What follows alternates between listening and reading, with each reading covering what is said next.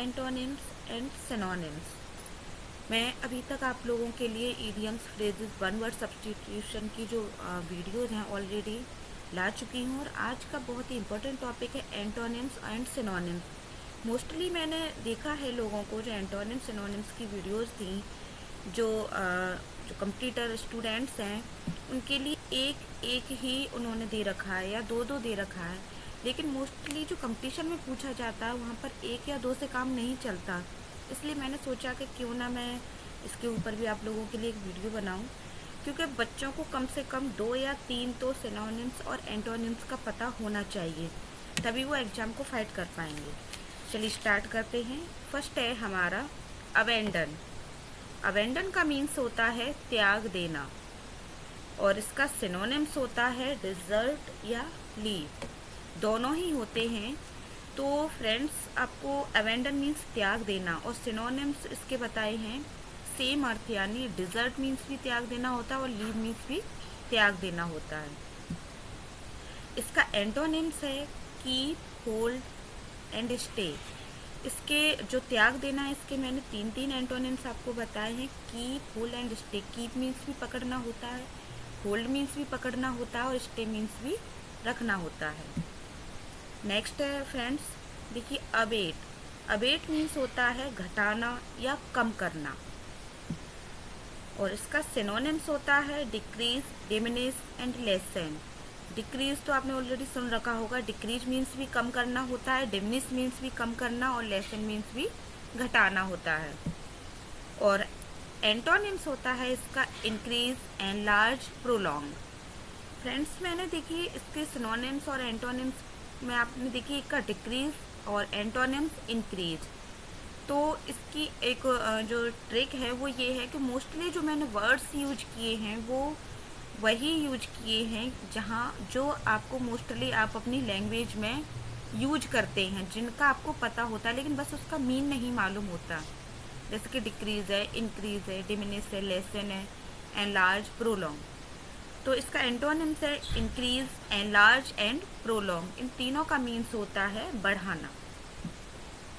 Next है हमारा abdicate. Abdicate means होता है त्यागना, और त्यागना भी क्या, अपनी जो कोई भी गद्दी है, मान लीजिए कोई पोस्ट है, उसको त्यागना, उसके लिए एब्डिकेट वर्ड यूज होता है।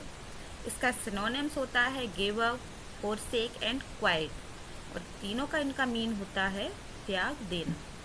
इसका एंटोनिम्स होता है retain, maintain and accept. Retain means बढ़ावा देना, मेंटेन मीन्स भी उसको बैलेंस बनाए रखना, और एक्सेप्ट मीन्स ग्रहण करना।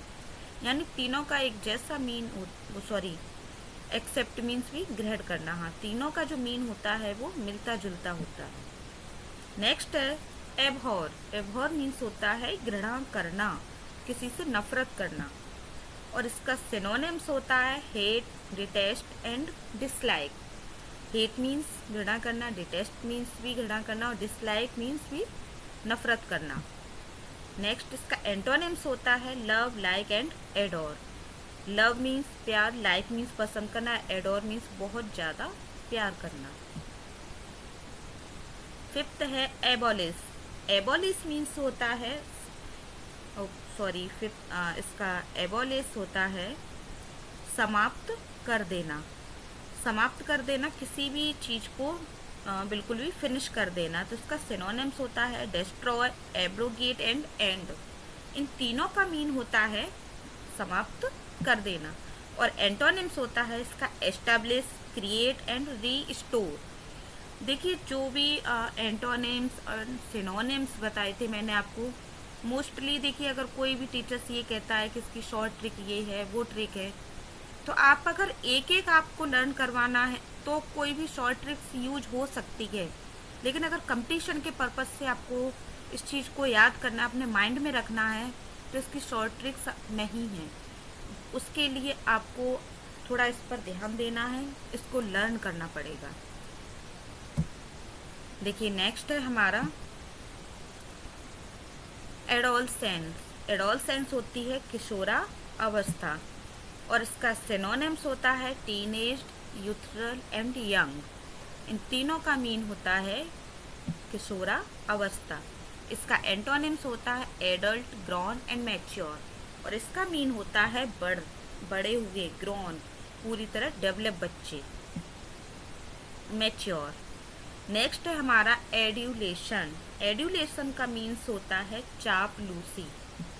इसका सिनोनिम्स होता है फ्लैटरी एंड ब्लैंडिशमेंट। फ्लैटरी मीन्स भी चापलूसी और ब्लैंडिशमेंट मीन्स भी चापलूसी होता है।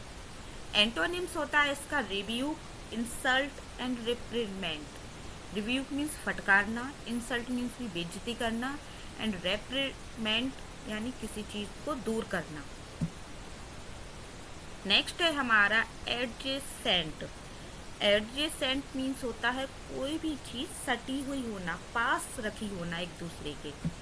और इसका देखिए सिनोनिम्स होता है near and neighbouring. Near means भी पास और नेबरिंग मीन्स भी पड़ोसी चीज़, यानी कोई भी पास में ही होना।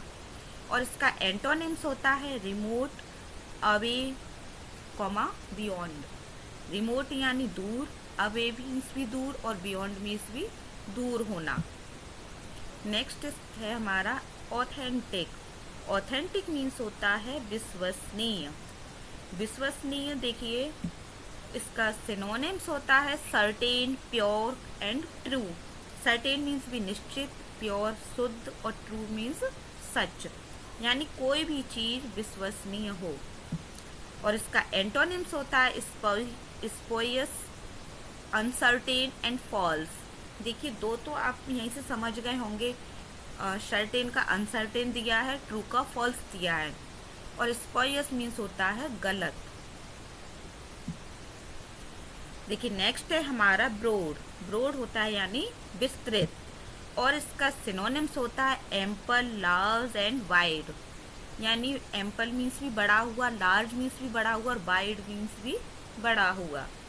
और इसका एंटोनिम्स होता है narrow, delicate and confined. Narrow means भी सकरा, डिलिकेट एंड कन्फाइंड इन दोनों का मीन होता है सकड़ा यानी छोटा। देखिए नेक्स्ट है हमारा बाउंटी। बाउंटी का मीन होता है दान, कोई चीज़ दान देना। और इसका सिनोनिम्स होता है charity, humanity and benevolence. Charity means भी दान देना, ह्यूमैनिटी एंड बेनेवोलेंस दोनों का मीन होता है दान देना, ह्यूमैनिटी दिखाना, अपनी मानवता दिखाना।